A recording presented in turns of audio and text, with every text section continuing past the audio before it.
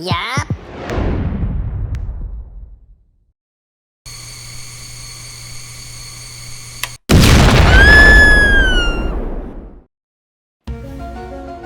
갑자기 화염이 치솟고 불길이 피해자의 양다리에 옮겨붙는 부탄가스 화상사고가 발생합니다. 과연 피해자에게는 무슨 일이 발생한 것일까요? 안녕하세요. 공정한 손해사정의 공손손사입니다. 오늘의 사례 영상을 시작하기 전에 변신을 하고 기합을 좀 넣겠습니다. 야! 공손!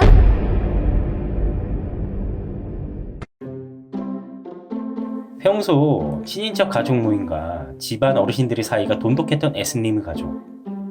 S는 키 170cm 정도의 날씬한 체형으로 의류 코디네이터라는 직업에 종사하던 활발하고 쾌활한 20대 중반의 여성입니다. 해마다 S는 고유 명절 이외에 상반기와 하반기에 한 번씩 친가인 아버지, 형제 및 사촌들과 야유회 겸 가족여행 모임을 가졌다고 합니다.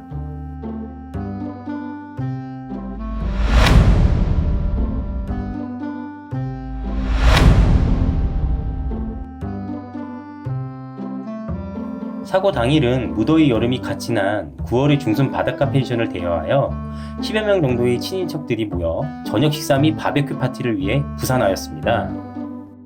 S의 작은아버지는 바베큐 그릴에 불을 붙이기 위해 부탄가스 토치를 사용하고 있었습니다. 근처에 있던 피해자 S는 이러한 모습에 관심을 보이며 작은아버지 옆에 서 있게 됩니다. 숙부와 눈인사 후 이런저런 얘기 중 부탄가스가 새어 칙 소리와 함께 딱 하는 토치 버튼 소리가 났고 화염과 불길이 S의 양다리 등으로 옮겨붙는 사고가 발생하고 맙니다.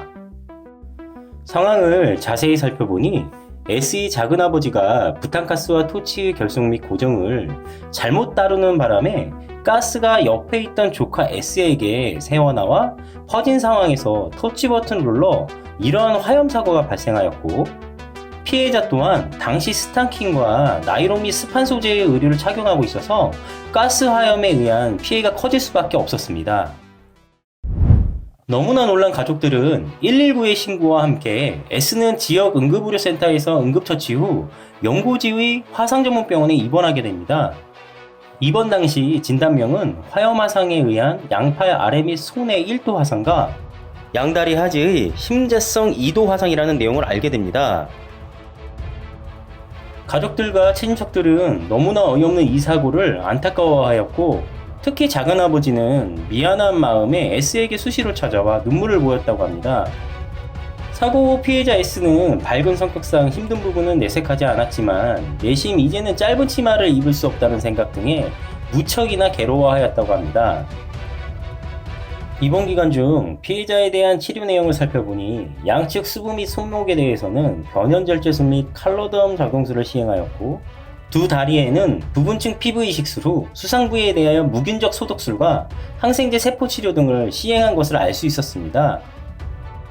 2년 가까이 성형외과와 재활의학과의 통원 치료가 이행되었고, 더 이상의 치료 효과가 없다는 주치의들의 얘기와 함께 가해자이자 피보험자인 작은아버지가 접수해준 일상생활 배상책임보험의 정당한 보상 처리를 위하여 공손손사를 만나게 됩니다.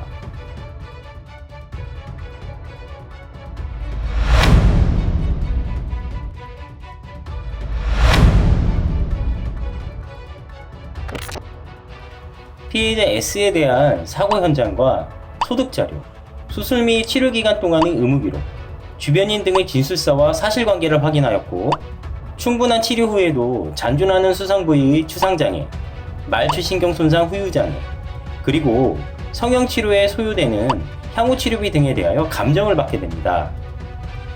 이러한 피해자가 입증해야 할 모든 자료가 준비되어 이 부탄가스 화상사고에 대한 손해액을 평가하게 됩니다.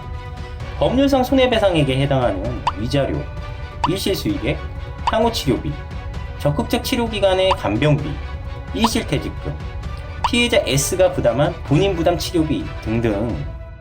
이 사건 사고의 쟁점사항은 추상장애와 성형치료에 소요되는 향후치료비의 경합과 피해자 S에 대한 과실이 범위에 있었습니다.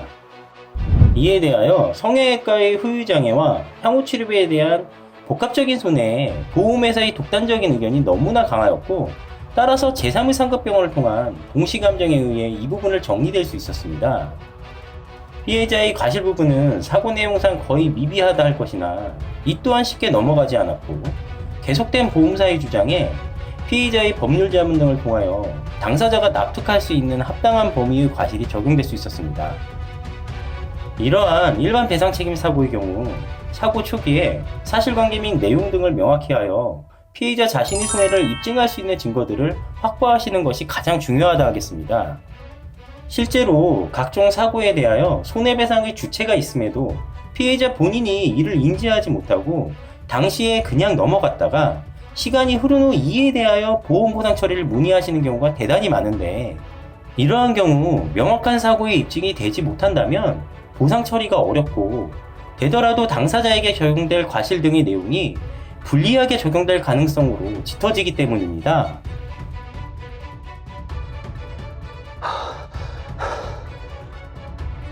열심히 얘기하다 보니 길을 모두 소진했습니다.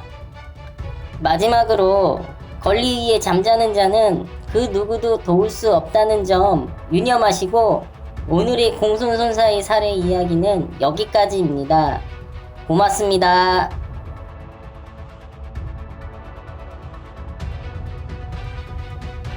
구독, 좋아요는 저희에게 큰 힘이 되고 있습니다.